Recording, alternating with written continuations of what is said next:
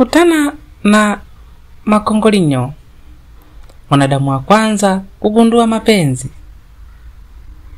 Hata hivyo anakwambia mapenzi hayajampa faida yote ile, isipokuwa mpenzi wake kugoma kutoa unyumba na kufanya mpaka ugue ugonjwa wa ndefu nene.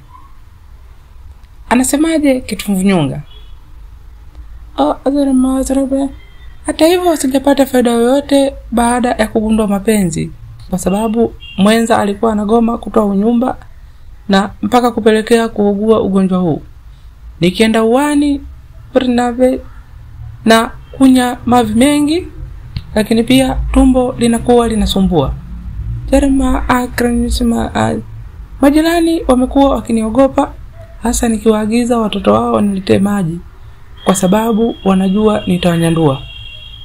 Nahangaika kwa sababu ndugu wamenitenga, pamoja na wazazi wamenitenga. Wanaogopa naweza nikabaluza ukoo mzima. Kifupi ni kwamba mapenzi hayajanipa faida yote ile, isipokuwa ni kuniachia ugonjwa wa ndefu nene.